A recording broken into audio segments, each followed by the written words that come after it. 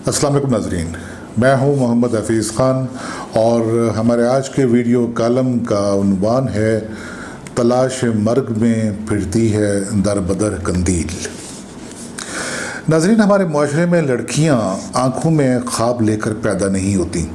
बल्कि पैदा होते ही चार जानिब से उनकी आँखों में ख्वाब ठोंस दिए जाते हैं। माँ, मासी, चाची और ममानी के दिखाए हुए ख्वाब,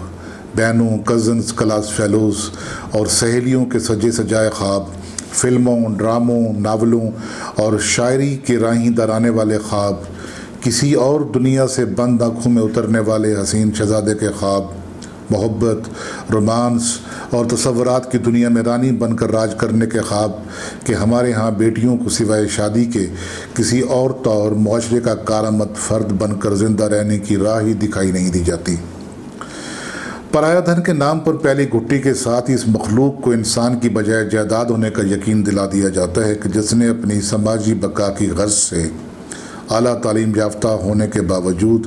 किसी जाहिल की खुशनुदी के लिए अपनी तालीम और प्रोफेशन की कीमत पर महज घरेलू मुलाजमा बनकर न सिर्फ उसके जूते खाने हैं,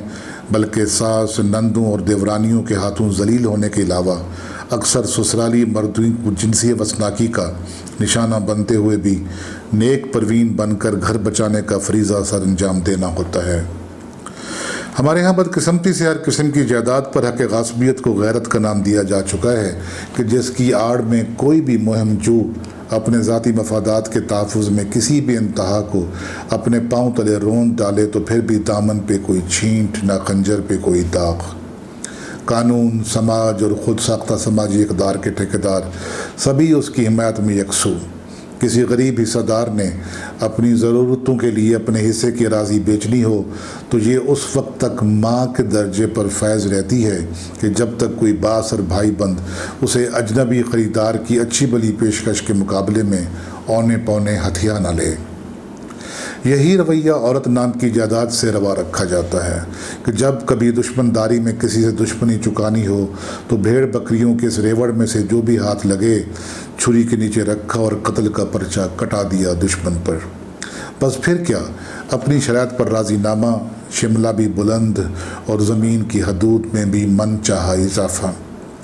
बचपन में ईद कुर्बां पर कसाबों से सुना करते थे कि अगर किसी जानवर के सामने दूसरे को ज़िबा किया जाए तो खौफ के मारे उसका वज़न कम हो जाता है। मगर हम किस मुआशरत का हिस्सा हैं कि अपनी बहनों, बेटियों को धन जायदाद करार देते हुए भी मुसलसल खौफ के आलम में रखते और पालते पोसते हैं। वालिदैन की तवक्कुआत का खौफ, भाइयों की गैरत का खौफ, शरीकों के शरीके का खौफ, महल्लेदारों की हवसनाक साजिशों का खौफ, अपनी इस्मत बचाए रखने के बावजूद इल्ज़ाम तराशियों का खौफ, घर के मर्दों से दुगनी मुशक्क़त के बावजूद महदूद ग़िज़ाई मवाक़े और इज़्ज़त कहलाए जाने के बावस्फ़ अपनी बका का खौफ। मैं हैरान होता हूँ कि इन सभी दुश्मन जान जकड़बंदियों के होते हुए भी लड़कियाँ किस तौर अपनी ज़िंदगी और ज़िंदा रहने की जद्दोजहद का एहतमाम किए रहती हैं। बचपन में वो खेल खिलौनों में पनाह ढूंढती हैं और लड़कपन में अपने आप को तसव्वुराती तहफ़्फ़ुज़ात में लपाट कर। यही वो दौर होता है कि जहाँ लड़कियों की अक्सरियत को दुल्हन बनाए जाने के ख्वाब दिखाते हुए उनके बचपने को बराह रास्त बलूगत की जिम्मेदारियों में धकेल कर उनसे पुख्ता कार औरतों की सी घरदारी की तवक्कुआत रखी जाती हैं। शादी के इस अमल को गुड़ियों का खेल समझने वाले बच्चियों से जब घरदारी नहीं हो पाती तो हर तरफ से पड़ने वाले जूते उन्हें ऐसी राह पर डाल देते हैं कि जिसकी मंजिल कम से कम ज़िंदगी नहीं होती। अगर ऐसी ज़िंदगी को ज़िंदगी कह भी लिया जाए तो फिर भी ये ज़िंदगी अपने होने के मानी बयान करने और उसका मफ़हूम समझाने से कासिर ही हो जाती है। औरत को जायदाद करार दिए जाने के बेरहमाना अमल में सबसे खौफनाक पहलू उसकी मालियाती दर्जाबंदी का है कि जिसमें जहेज़ की इसावी जुड़त शेयर मार्केट की तरह घटती बढ़ती रहती है। बाप के पास धन हो तो इस डिफेंस के प्लाट जैसे प्राय धन का लिखा पढ़ा होना, खूबसूरत या ज़हीन होना ज़रूरी नहीं होता। बस मिल्कियत का तबादला हुआ और घर बदल गए। मसला तो वहाँ होता है कि जहाँ बाप के पास धन हो, ना आला तालीम, بے پناہ خوبصورتی اور ذہانت کی فراوانی بھی لڑکی کو کچی آبادی کی جائیداد سے زیادہ کا درجہ نہیں دلوا سکتی۔ اس قسم کے حالات میں شدید فرسٹریشن کا شکار لڑکی اگر اپنی اقلیت اور خود اعتمادی کو اپنا کل اثاثہ سمجھ کر اپنی سماجی سطح اور تنگ دستی کے ہاتھوں بے بس ہو چکے پدرسری نظام سے بغاوت کرتے ہوئے بیچ بازار میں آ کر اپنا سب کچھ دو پہ لگا دے تو قندیل کہلاتی ہے۔ بصورت دیگر کسی خواب فروش کے ہتھے چڑھ کر کبھی نہ شرمندہ تعبیر ہونے والے سنہرے خوابوں کی ناکامی پر اپنے ہی ہاتھوں اپنی جان لینی پڑے تو وہ رابعہ نصیر کے نام سے پہچانی جاتی ہے۔ میں کہا کرتا تھا کہ عورت خوبصورت اور مرد ذہین ہو تو انہیں دشمن پالنے کی ضرورت نہیں ہوتی۔ خوبصورت عورت اپنی خوبصورتی اور ذہین مرد اپنی ذہانت کے ہاتھوں ہی بربادی کے پاتال میں اتر جاتے ہیں۔ اب ان بدقسمت انسانوں میں تیسری قسم ان لڑکیوں کی بھی شامل ہو چکی ہے کہ جو سماجی لحاظ سے بے شک کمتر ہوتے ہوئے بھی